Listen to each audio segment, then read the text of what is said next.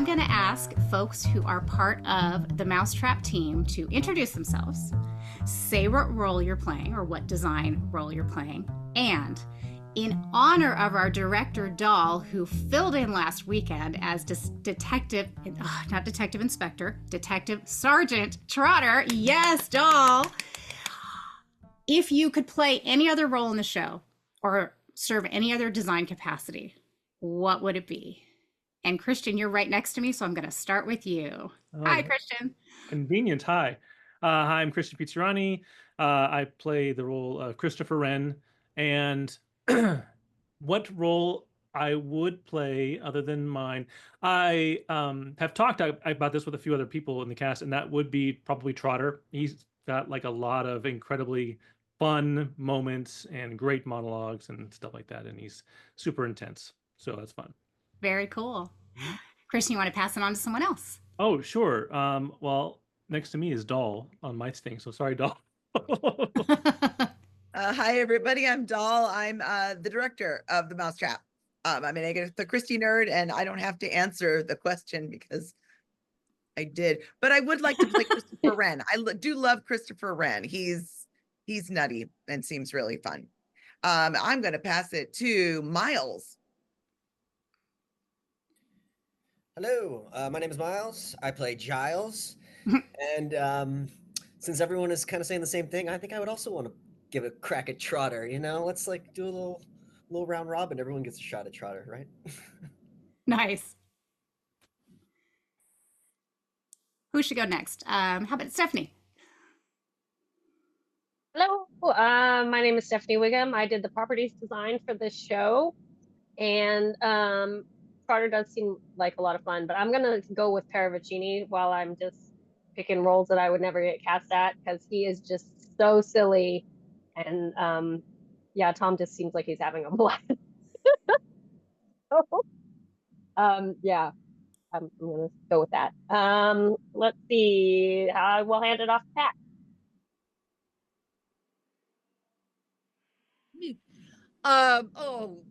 Paravicini, without a doubt. I mean, oh my gosh, to choose scenery with half the tooth that Tom Goff does would be really fun. But yeah, Paravicini. I'd have to say Paravicini. Wait, Pat, who do you play now?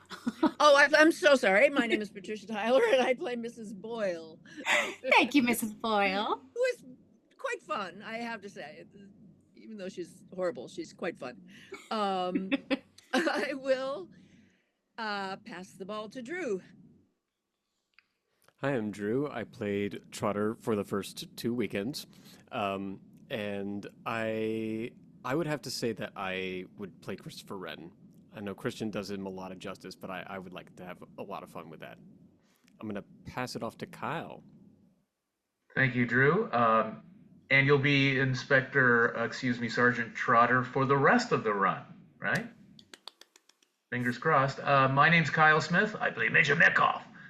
And the role I'd most like to play would be Mrs. Boyle. Get to come on, say horrible things, and no spoilers, but the actor has a bit of time towards the end of the play to revel backstage, maybe take a nip of a flask, although I've never seen Pat do that. Yeah, I realized, and when you said no spoilers, I don't know if there's anyone in here who hasn't seen the show yet, but I think just to keep the oath, we probably shouldn't say who the murderer is in this chat. Yes, Doll's nodding. Okay, so we're gonna keep out any spoilers. Thank you, Kyle. And I see Lisa Millette just popped in, so I'm going to put her on the spot. Our executive artistic director here at City Lights. I'm asking everyone who is part of the Mousetrap, in honor of our director who filled in last weekend as Trotter, if you could fill in and play any role in the Mousetrap, which role would you play? Oh my God, I love that. Well, I've actually played both Molly and Mrs. Boyle in the Mousetrap in the past, in my actor days before being an executive artistic director. I think I would like to be Christopher Wren. A popular choice. So funny. So fun. Very good. Evelyn, let's ask you too. Hi, I'm Evelyn. I was the photographer for this production, subbing in for Christian, who is normally the photographer for all other City Lights shows. Um, you know, I would have enjoyed being one of the stand-in actors during the rehearsal process because there were quite a few people who had conflicts, and so there were a lot of people who got to come in for one night, be whatever characters, and then go home. And I love that level of commitment. Oh, what fun. I love that. Yeah, for those of you who don't know, Christian is also our company photographer, except when he has the audacity to audition for a show, then he can't photograph it. But fortunately, his wife Evelyn is a fantastic photographer and has often filled in when Christian's not available. The problem is Evelyn's also an actor, so if they both get cast in a City Lights show, I don't know what we're gonna do. So let's not have that happen. And you'll see a lot of Evelyn's great photos tonight. I always like to start out with the silly team photo. Let's just blow that up for everyone to see. We always do at the end of our photo shoot, we do a regular shot of the team and a silly shot. And I don't know what's going on back there, but you guys are having a good time. Kyle looks, or Miles, you look very suspicious behind Kyle there. I'm not sure what's going on. And I don't think I heard it was the silly shot. Maybe Major Metcalf doesn't have a silly side. That's exactly right. I think that's probably it.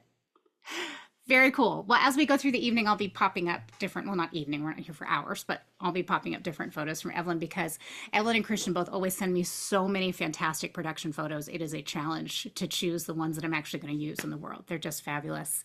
Doll, why don't you start us off? As you mentioned, you are a huge Agatha Christie and Shakespeare buff, and you also directed The Hollow at City Lights, which was our first big hit after the pandemic shut down. So it's wonderful to have you back with another Agatha Christie play. The Mousetrap, how did you first get introduced to the Mousetrap? When did you first see it or first read it? Mousetrap was actually the first Agatha Christie I ever had any sort of experience with. This is back quite a few years ago at Northside Theater in San Jose. They decided to do the Mousetrap, and I was cast as Miss Casewell, and my husband James was Christopher Wren. And I was a dramaturge even then, and I was like, I should know some Agatha Christie stuff. And so I went and I read Mysterious Ferret Styles, her first novel, and then I just read all of them and didn't stop. Very cool. And I've loved her ever since. Have you ever, I've had, it's amazing to me how many of our audience members have said, oh, I've seen the Mousetrap in London. I've had maybe 5-10 people say that to me. I'm sure people are saying that to you after. Have you seen it in London, Doll? Has anyone here seen it in London? I have not. No, we got a hand up over here. Dan, like Dan Hill, seen it. one of our regulars. Dan, you've seen it in London. When did you see it? Yep, back in 2005. Nice, nice. And you still aren't going to tell us who the murderer is, of course. Mm-mm. And I'm not going to ask you which production was better because obviously it was ours. Very cool. Very cool. That's wonderful. I guess I'm out.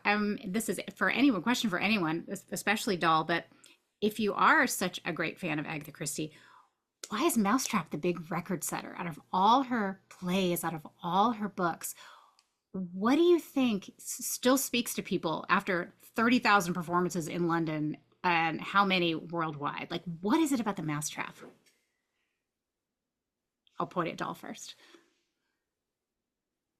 Well, to me, the Mousetrap is the quintessential cozy mystery. You've got a group of people, they're all stranded in a house. You know, the murder is, you know, the person you like the least. So it's not too horrible. But the thing that I really love about our production is, and one thing we really tried to emphasize, is that poor Molly and Giles are two very normalish people trying to make a go of things, and then people start coming in and it's just like weird, unpleasant. It's just all these crazy characters, and they have to try to deal with one of them being a murderer, and they're all suspicious. And it's got a good Agatha Christie twist. I mean, she's sort of the M. Night Shyamalan of her time. She played with every convention of mysteries to the point where people would get upset and write into newspapers saying that she had cheated. They would get to the end of a story and she had twisted things so crazy that people would be like, there's no, but she always lays out all the clues for you. They're all there. She never cheats that way. But people, she just had an ability to play with that genre in a way that would make people so upset. And I think that's another thing that just keeps people coming back. And the production, does every production do that oath at the end where you ask the audience not to reveal? Is that sort of standard, or is that something they just do in London? Do you know? I know that they do it in London, and I know that a lot of productions do that. I think good. I think it's fun. I think it's part of the tradition. You go and you basically tell everybody you're now accessories to murder, so it's in your best interest to keep the secret. Since you're all witnesses, you saw it happen. I think that's part of the fun of the Mousetrap is the oath. Yeah, absolutely. Question for everyone. How are the audiences responding? What are some of the most interesting audience responses you've got afterwards? Like, are there people saying like, I knew it all along, or I really thought it was Christopher Wren, because that's what my husband said. Absolutely, it was Christopher Wren. What are some of the fun, interesting responses you guys are getting from the audiences? Anybody? Yes, Pat. I just like, usually when you're on stage, you don't want to hear the audience. You don't want to hear people making any noises or making any comments or saying anything. But this is really fun when you do, because you all of a sudden you hear people kind of get this light bulb going off, or they think they know what's going on. And so they'll go, oh, that, and they'll talk to each other. And usually you hate that, but in this it's really kind of fun because they're engaged. And they're really paying attention and guessing and everything. So yeah, that's what I would say. Awesome. During our one of our preview audiences, we had a large group of college students who were very vocal in like just being responsive to every little thing, from like gasping to oohing and awing, like all throughout the whole show, which was a lot of fun for us to hear, and different, especially not having an audience and going from nothing to that. Oh, I wonder if it was their first experience with the play. If they were younger folks, maybe. Yeah. I think so. Nice. Yeah, every once in a while, our stage manager will write in her report after the show, like, oh, I loved hearing all the audience. Like at intermission, they turn to each other and they start buzzing over like, what just happened and who did it? And a lot of nice responses. The other thing that's great, those of you folks who are here, I don't know how many of you have already seen the show. But we always at City Lights have a party up on stage after every single performance, and people are loving getting up close to the set and the props. Please don't eat the props, and and just living longer in the world of the play. It's really cool. I want to pull up, that makes me think of a set photo. I have a few other photos I want to pull up before we go on. This is a really neat really neat shot of the set, excuse me. That Evelyn got. Again, these are all by Evelyn Wynn, and they're gorgeous. Set is designed by Ron Gasparnetti. Oh, I'm mixing up all my words tonight. Our resident scenic designer, Ron Gasparnetti, who makes absolute magic. And lighting is designed by Karst & Coaster, and just beautiful, strong colors, richness. Doll, you must have been so thrilled the first time you saw this set. I can just imagine as a director. It absolutely blew my mind. It's more and more kept getting put up and more kept being added to it. It's amazing. And he gave me a picture like at the very, very beginning, like this is what the set's going to look like. And I had it up on my computer during the whole rehearsal process. And he and I actually at the very end, I told him that. He was like, oh, does it look like it? And I showed him, he was like, it looks exactly like it. So wonderful. It's magnificent. It's magnificent. Oh, yeah. His realistic interiors. I mean, Ron can design anything, but there's something about these realistic period interiors that you just want to walk into and just live in. They're really special. And the dollhouse, the lighting on the dollhouse is so cool. This is another one of my favorite photos. Very dramatic shot. I love this, Evelyn. Evelyn gets all these really interesting angles that I don't expect, where you have the detective kind of looking at the different suspects and everyone's doing something a little bit different. And there's Tom with his hat. I love how half of the show he's got the tassel hanging down like between his eyes like a practically over his nose. I'm sorry Tom Goff couldn't be here with us tonight. Doll, didn't you say, was that your idea for him to speak in a different accent every time he comes in? Yes, that's one of the things I wanted about Paravicini. I wanted his accent to change as the play went on. It's one of those very, very British mystery things. If you're a foreigner, people really don't notice you. It's that xenophobic 1950s British idea. They're just a foreigner. And I mean, Poirot got that his whole career in Agatha Christie books. So it works too. And I love the fact that none of our other characters notice. That's and true. it's actually fun for some of the audience members. Yeah, none of our characters notice. And there was actually one audience member that came up to me and she said, I wasn't sure what was happening with it until the end. And I realized, wait a second, it's German? Like, it wasn't until the very end that she realized it had gone from Italian to Spanish to French, all the way to German. But yeah. I love it. He embraced it and did more with it. I mean, he's amazing. He's Tom Goff. Yep. And here's another one that's one of my favorites. I love Kyle's first entrance as Major Metcalf, the way he comes in with the military bearing. And Kyle, is it true that to prepare for this role, you actually enlisted in and then retired from the military? Not exactly. I did serve in the United States Navy for 6 years, and those I enjoy pointing out those are my actual Navy ribbons I'm wearing on my suit coat. Oh, cool. Good conduct, sea service with star, and humanitarian medals, which I got as ribbons.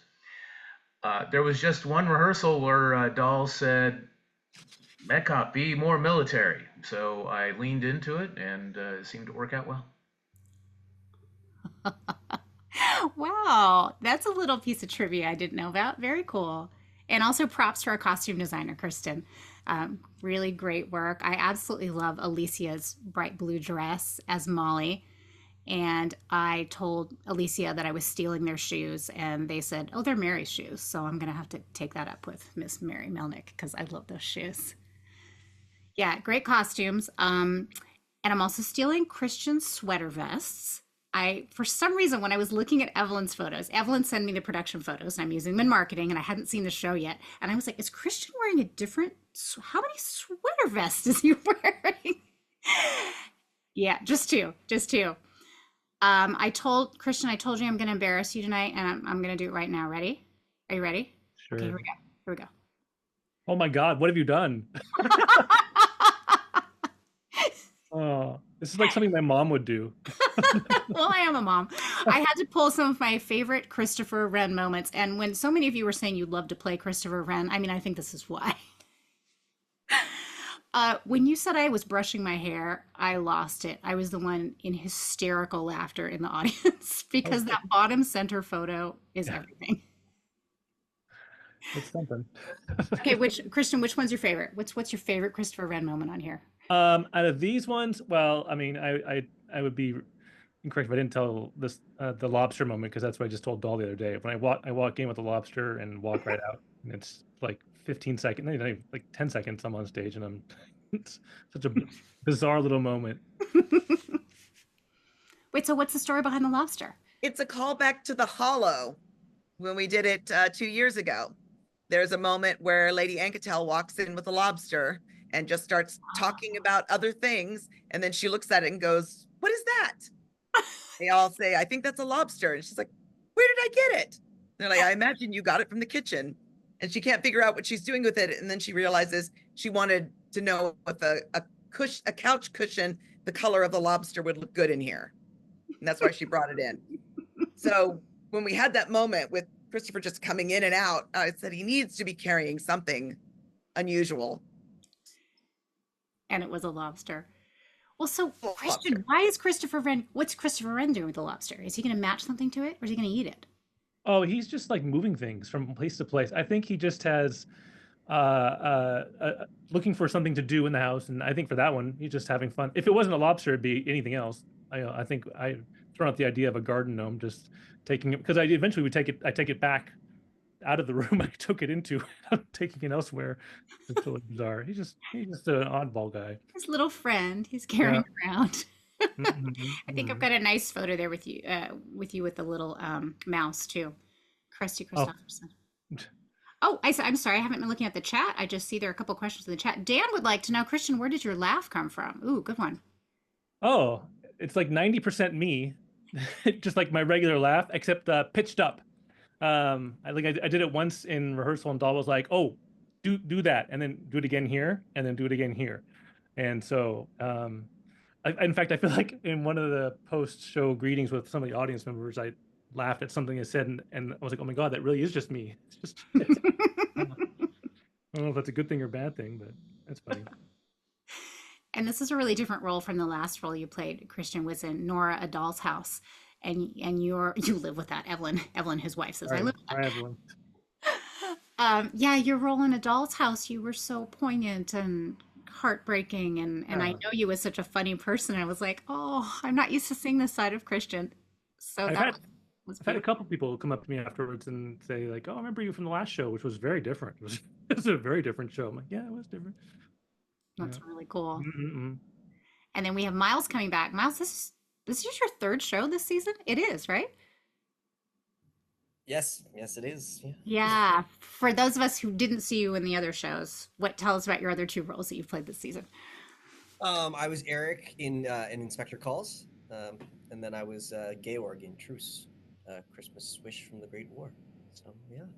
Yeah. And you were with Doll in Inspector Calls. Doll played your Yes. mom. Yes, a lot of Doll this season, which has been great. It's fantastic. Fantastic. And we're excited to have Pat back.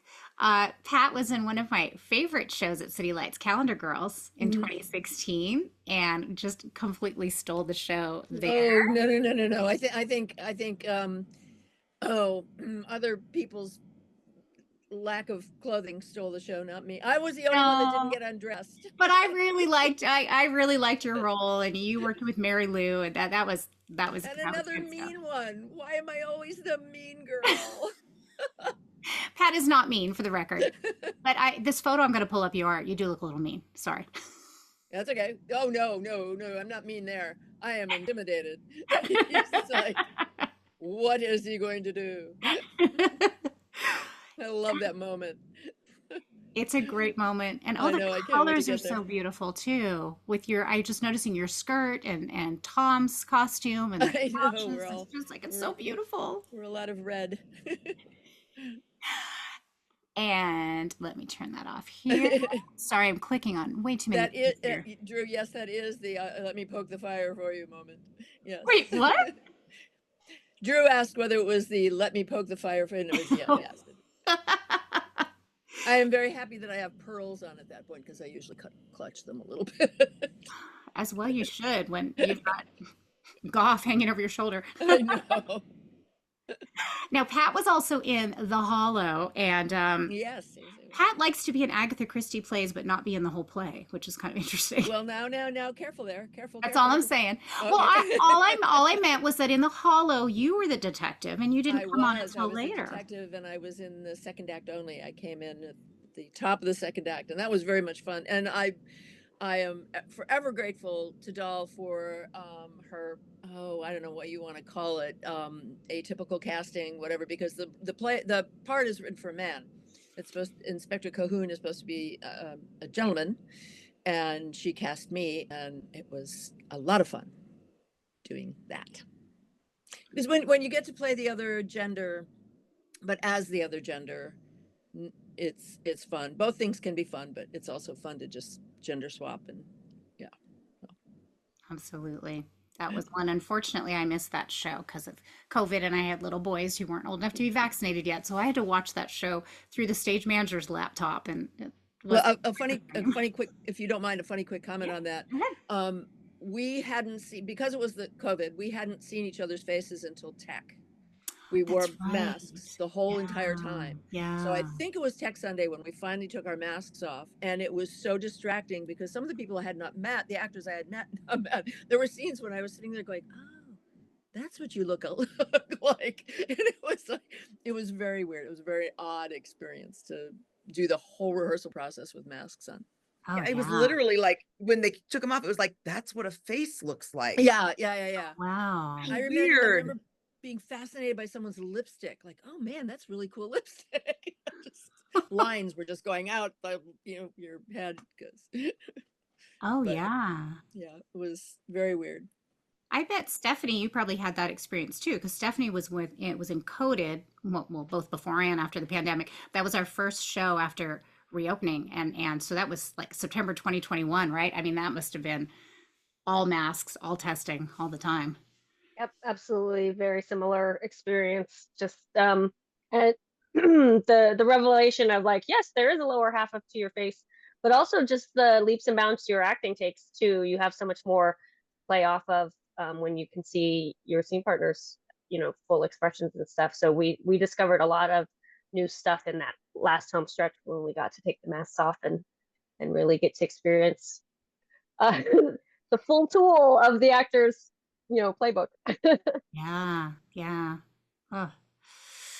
Well, before we move on to props design, I wanted to talk a little bit more about the actors. Oh, and also to point out that interestingly, Drew was in Truce, A Christmas Wish from the Great War, our world premiere of it in 2014. And then Miles was in it in 2024. Although you didn't play the same part. Drew was Tommy and Miles was Georg. But Drew, yeah, you haven't been back on our stage since then, right? This is the first time back? It's first time since Truce 11 years ago now. That's wild. Yeah. Well, welcome back. But unfortunately, you were not there last weekend.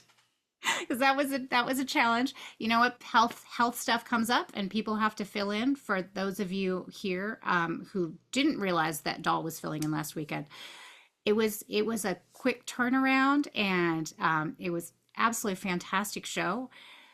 And I think our audience would be interested to hear a little bit about what goes into this when you have an understudy who goes on at short notice. I mean, there's costume fittings, there's extra rehearsals, there's all kinds of stuff. Maybe Doll, you want to start telling us a little bit about what it was like, what you kind of drop everything and switch gears. And it was absolutely terrifying. Absolutely terrifying. I was on a business trip to Washington, DC, landed in Washington, DC, took my phone off airplane mode and got 21 messages. And it was all about, we think Drew might have COVID. Here's what we're going to do. Doll, you know the show the best. Guess what? If this happens, and then the next day it was confirmed. And so from Washington, DC, I ordered a bunch of stuff for a costume just in case. But Kristen was able to find me a lot of stuff. And then after I came back Friday afternoon, everyone met and we ran through Trotter's scenes once just to make sure that I had the blocking, which I did mostly, but it was great to have the cast was able to fix things that they needed.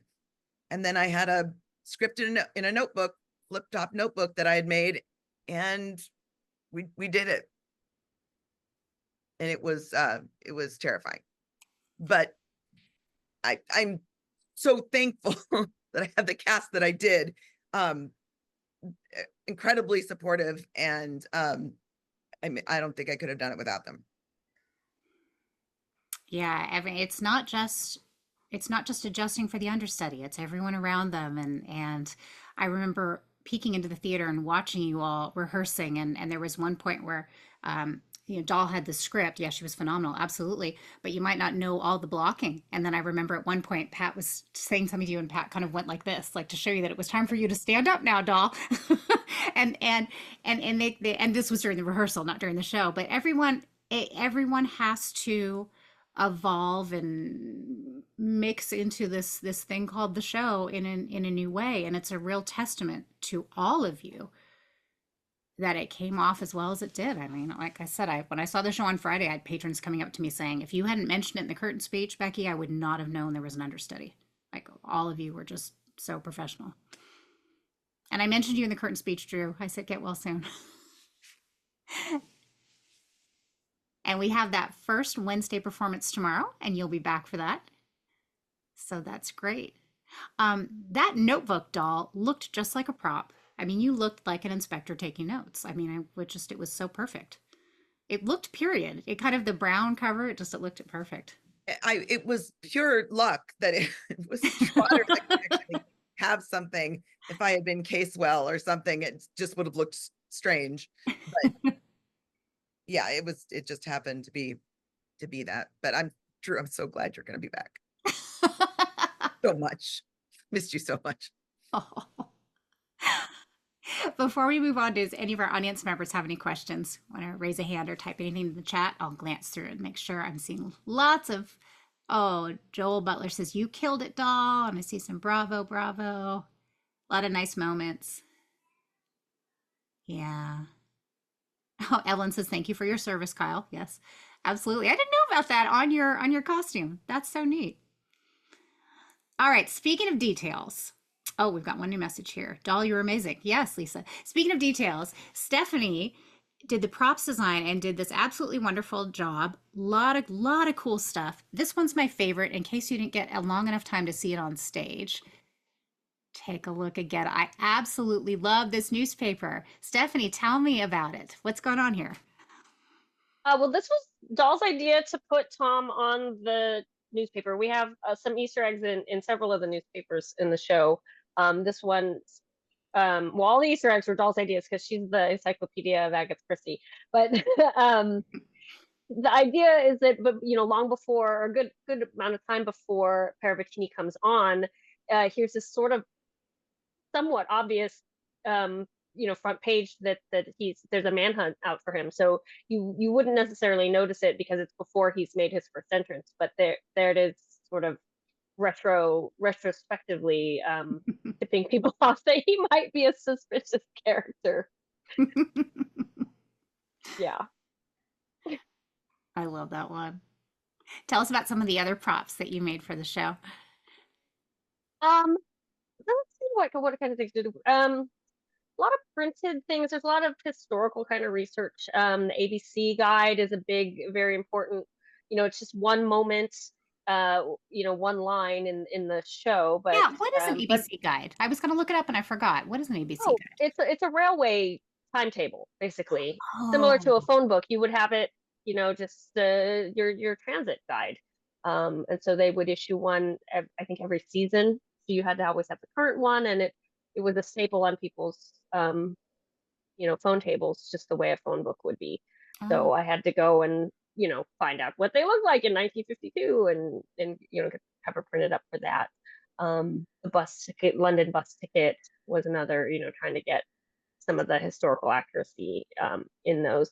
And then beyond that, there's just so many Easter eggs. I did quite a few, and then Doll just kept adding more and more and more. So I almost wanted to say we should have like a little contest to see who could identify the most Agatha Christie references on the set. But there must be close to 100 at this point. There's really? 30. There's 30. Wow. There's definitely 30. There's a lot. Yeah, we redid the National Geographic cover that Casewell holds so that every article is referring to which novel is it, Doll? Murder in Mesopotamia. Murder in Mesopotamia. So I made it so like me, and all the articles were written by characters in the books, and I lost my mind. Because I'm the only person that's gonna notice that. There are letters on the desk that are written from Colonel and Mrs. Bantry and Hercule Poirot and characters in the books that are to the Ralstons, and nobody's going to see that but me, but I know they're there, and I show everybody I can because that it just makes me so happy. That's amazing. And Stephanie, you were saying, oh, the London, the bus ticket has to look right, and nobody in the audience can tell that it's a bus ticket, but the actor can, and that adds that extra level of authenticity. That is so cool. Wow. Kind of stuff is so fun. Yeah, there's an ad for a dress shop on the back of the bus ticket that's that's authentic to the period. So that kind of detail is, I don't know, it's what makes this job fun, in my opinion. Like the designer's job, if you know how photos work, resolution, and I feel like all the designers on a team add pixels And that's our job, is to add pixels so that when the audience comes to see the show, they get a very, very full resolution experience. Oh, that's a wonderful analogy. I love it. That reminds me of The Hollow when Karen Leonard was doing the props and she made the cucumber sandwiches and she got to the point where she snipped up these little green things to make the fake dill. And Dan's nodding. I talked about it on the Zoom talkback. Like she's got this fake dill in the sandwiches. Nobody's going to see it, but the actors could see it and everybody knew that, that it was there who worked on the show. And that just adds to the world that you're in. I love stuff like that. Christian says, I spend a lot of time reading that ABC and it looks great. Really? And in the scene where Trotter is like lecturing everybody, I'm just like bored, and so I'm looking for things to do. And so I spend all this time reading the ABC, like, oh, there's some interesting train leaving in 50 minutes. Oh, You're like, if I leave now, I can catch the train to Nottingham. Yeah.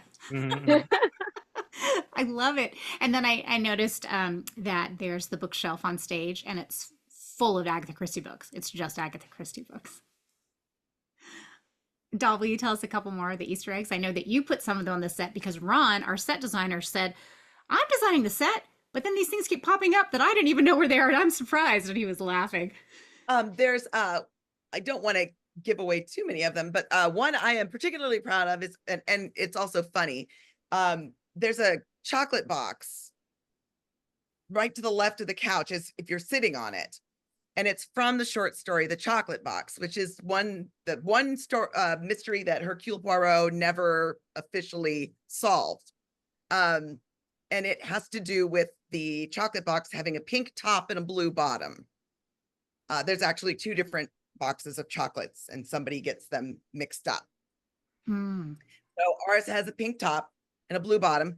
And I put some Trader Joe's peanut butter cups in there. And that box is empty now because the audience members coming up on stage ate all the candy.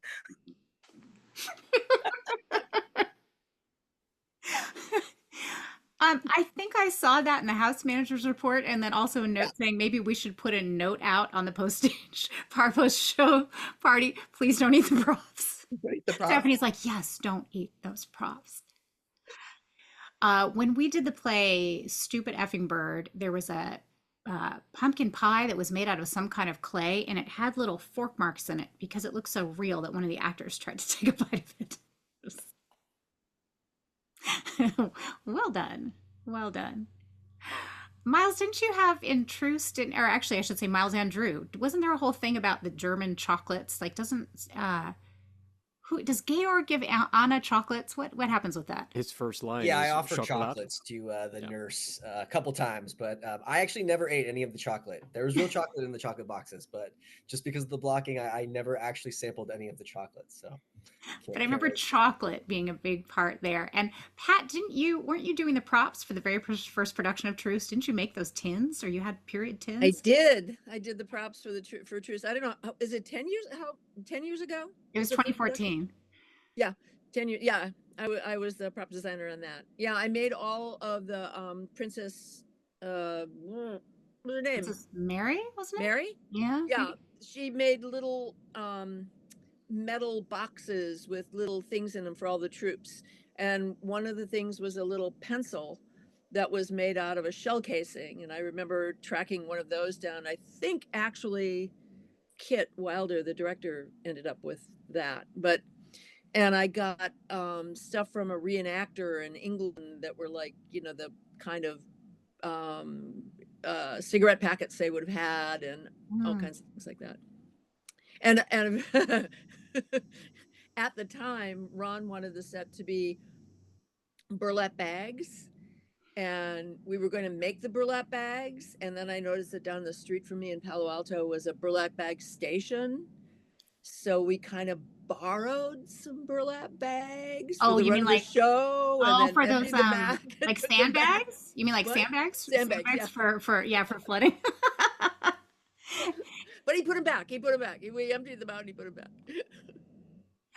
Oh, we have someone in the chat asking where are the props now? The Truce props. Yeah, because Truce those are all World War I props. I mean, some stuff. The original ones. Ron saved. I think they used the same tins in the second one. Ron saved a lot of stuff. So I'm pretty sure they used the same tins in the boxes in this past performance, but I'm not sure. Yeah, I think sometimes the props go back to the props designer. It depends what they are, You know, sometimes it's yeah. just like not worth. I mean, you have to kind of weigh storage against, are we ever going to use this again? So a lot of props go away that way, but yeah. But I think Ron saved the boxes, the tins. That's nice. Or they get lent to other theater companies. A lot of Yep. times there's a lot of borrowing Yep, and they lending go out into the furniture. world and have a life of their own. Yeah. I love hearing about all these details. I have a trivia with a photo that is related to our dialect coach, Richard Newton, and I'm sure you all know what I'm talking about. I'm going to put this up here. I looked at this photo and I asked Ron Gaspernetti, our scenic designer, who is this dapper man in the portrait who Christian is standing in front of? And he said, oh, well, I don't have anything to do with that. You need to ask Richard. So I don't know if you probably all know the story behind the portrait. Is anybody nodding? Doll, do you know? Nobody knows. Ooh, okay. So I emailed Richard and I said, who is the person in the portrait? And he said, it is my great grandfather. This is a family portrait from our dialect coach's family. His great grandfather, Edward Wharton Davies, who lived from 1875 to 1945. He was British, just like Richard. And the painting was given to Edward on his retirement by the Seed Oil Cake and General Produce Association for being their honorary treasurer. That's what he says. And it's a portrait circa 1935. So it actually would have been around and not even super old in that time. So I love that photo. And then I asked Richard about, so how did it end up on the set? Are you happy to have it up there? And Richard said, my great grandfather is enjoying being on stage instead of being in a box for the last few years. And I just love that. So that might be my favorite piece of trivia from the show. And Christian, you look so dapper standing underneath it. It's just like, very nice. All right, friends. We are at 7:46. We're going to go to about 8. I don't have any more questions, but we can continue talking about backstage stories and all kinds of stuff. But this is a time for you, the audience, to pop questions into the chat or raise your hand. And Dan has already typed a question in the chat because you were just that great. Dan wants to know, any favorite lines or scenes? Mine was Pat's indignant huff when Trotter asked if there were any servants in the house. That was a great moment. It took a lot of rehearsal to get that right. It was like, Doll kept saying, make it bigger. It gives me so much reason to hate you more. Like, I know. So many reasons to hate. Yeah. I like it when Christian hides behind the dollhouse. That cracks me up. Like, where'd it go? And Miles says, I'm reading stuff out in the chat because this will also be on our YouTube and they won't be able to see the chat. So Miles says, whacking great things, skis. Yes, I'm a fan of that line too. I like it when Miles is wearing the apron and when Miles is carrying all the suitcases. That cracks me up too. But I was so excited when I saw the production photos, and my favorite photo that Evelyn got is when Paravicini looks at Drew and goes, boop. And he's got his finger. Yes, that's the best photo. And Drew, you even said, I think you said on Facebook, I'm so glad he captured that moment. She captured that moment, Evelyn. All right. Anyone else? Other favorite moments in the show? Mine has to be, you wanted to brush your hair? Yes, absolutely. This one, I'm going to mention it only because very few people probably notice it. And I was talking to Miles about it the other day. There's a brief moment where Lisa's character Molly asks him to do something, and he's off stage. And, they're like, "Can you come out and do this work?" And Miles Giles has the tone of every husband who's been asked to do something in their entire life, and it's just like, coming. And I laugh every single time he does that. Coming. Nice. That's great. In the chat, Barbara wants to know who is the grande dame in the portrait. We know who the dapper gentleman is. Who is the woman in the other one? See, I don't know that. Anybody know? Okay, well, we'll have to ask our scenic designer and see if he knows. I mean, we could totally make something up, like, it was my great grandmother and she, whatever. But anybody else? Other favorite moments or stories that you want to tell? Go ahead, Mouse. I believe it's also from Richard. I believe both portraits are from him. I don't know who. That would make sense. Who it is though. It may be from Richard, but I asked him if he was related, and he said he didn't know who she was. So it may be that it's his painting. I don't know. I thought it was too. I thought somebody said it was Richard's painting as well, but I don't think he knows who she is. So got this random woman. Well, it looks great. Oh, Lisa says in the chat, according to the costumes, Ron said, according to the costumes, the woman would have been the man's grandmother. Okay, well, mystery. Pat, you're a costume designer. You should take a look at it. Yeah, I did. She's in Regency. So she's in early 1800s. Oh, that makes sense. Or late 18th century, early 19th century. Yeah. So she's older than the guy on the other side. That's right. Yes, for those of you who don't know, Pat has been our costume designer for many of our shows, including Amadeus and the Elephant Man and Lizzie, and you did Miss Bennett too, right? I remember that. I did. Yeah. So you know about the Regency. Yes, that's how I know. Absolutely. Other favorite thoughts or favorite stories, moments backstage, moments that you just like had so much fun working on the show so far? It's so silly. It's just a simple side gag, but I really love when Paravicini comments about that he would have been wearing gloves, and he pulls focus in that moment, and so you haven't realized that he's been putting on the gloves, and so the timing of it is so perfect. It felt like a film cut. He says, "Wouldn't they be wearing gloves?" And you look over, and I just completely lost it. Gloves. Yeah. There's a couple of Paravicini lines that always get me the way Tom says them. Right when he comes in and he says, "Despair turns to joy," that always gets me. And Sergeant Trotter's looking for his skis and he's very annoyed. Annoyed. That one always gets me. Always. I laughed really hard when Tom was saying like I can't remember the first part of the line. Is like, "Where am I from? You do not know." Something like, you do not know. And I was like busting up. Yeah. Just ridiculous. I love it. And Tom is going to be in our next show too, The Cake, which is a very different kind of play. It's a dramatic comedy, and he's playing in it with his real life wife, Louisa Sermal, who is an equity actor who just made her Broadway debut. So we are excited for that one. Yeah, sorry Tom couldn't be here tonight. I think he's doing some improv comedy stuff. Obviously, as you can tell from the show, he knows what he's doing when it comes to comedy. That's our Tom. Kyle, I haven't heard any favorite moments from you. What are some of your favorite moments of the show? One moment, and I'm so glad I'm on stage to witness it every time, is when Trotter is bracing Christopher Wren. So you went up to your room to be alone, and Christopher goes. I just look forward to that every show. It's a lot of spit that comes after that. A lot of spit that comes. A lot of spit. And I like when you're doing this little thing too. Yeah, that was Alicia's idea, I think. Alicia and Doll came up with that one. I was like, oh, I like that. Very cool. Mm-hmm. Has anyone else been in the show before? I know Alicia played Molly, I think in high school, they said, maybe the age of 17. Anyone else been in the Mousetrap before? Yeah. All right. Just Doll. Just Doll. Oh, well, of course. Yeah. Do in this process, like when you're doing a mystery, each character has to find the moments where they're suspicious and play them up. Like you have to, it's just a different structure. You have to, play your character and be true to the story, but you also have to realize like, oh, I need to be dropping clues and I need to be dropping red herrings and I need to make people think this when it's actually this. And so we had a lot of fun coming up with moments in the lines where people could look suspicious, sound suspicious, do something a little suspicious. I love hearing that the audience is getting that.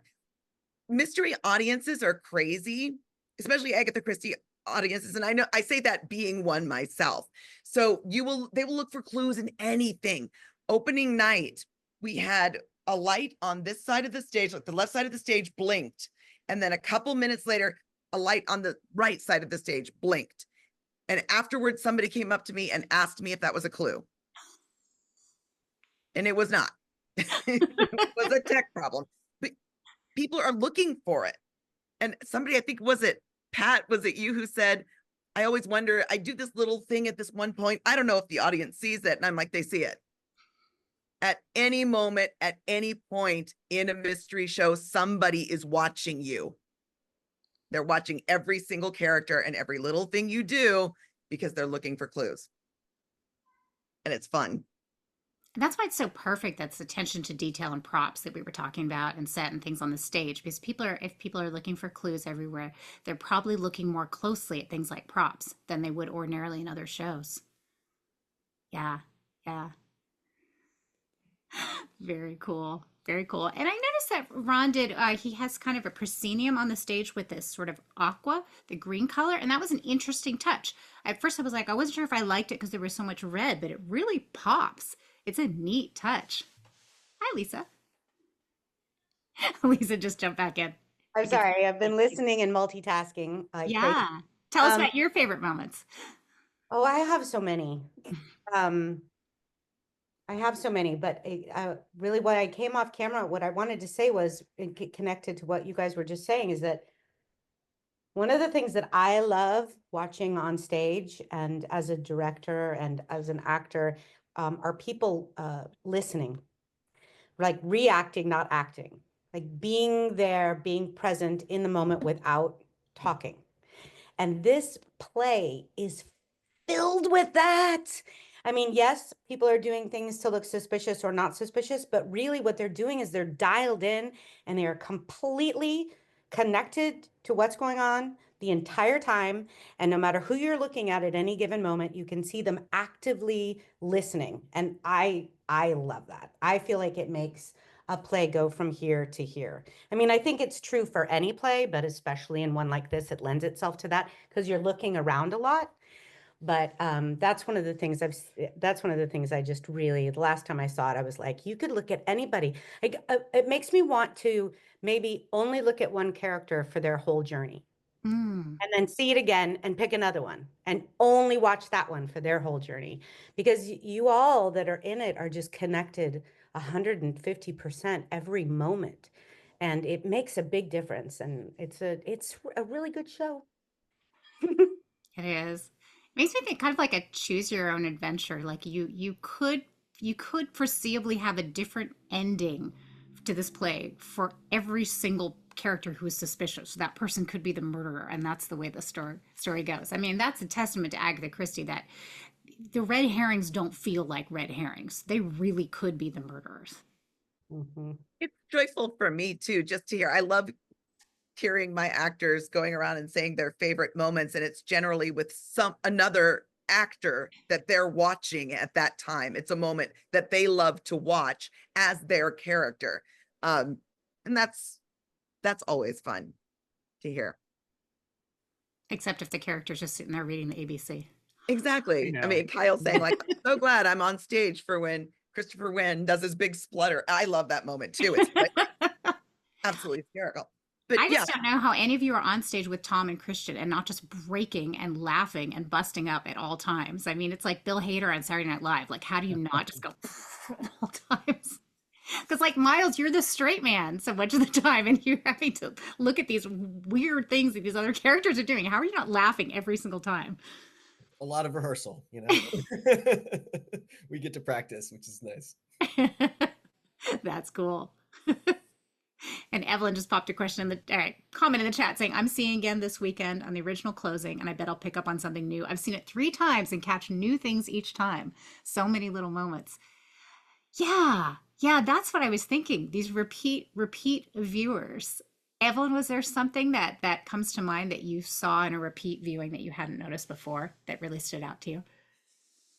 Well, I feel like those scenes when everyone is on stage, I have to like consciously focus on like not what's going on, like in the main thing that's going on in a particular scene, because every person on that stage has their own business, and it's like just little things, little looks, little reactions that are just so interesting. So yeah, I don't know. It's fascinating just to be like, like Lisa said, like following a journey of like each person every time.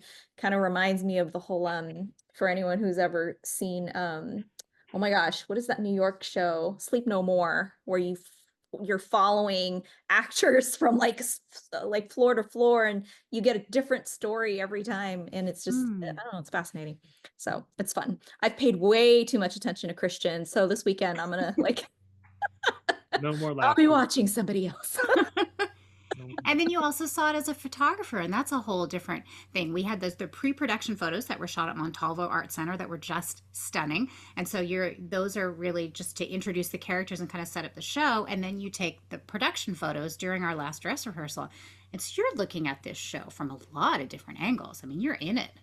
Oh yeah, even when processing the photos, there were so many things where I was like, "Huh, I had no idea I caught that."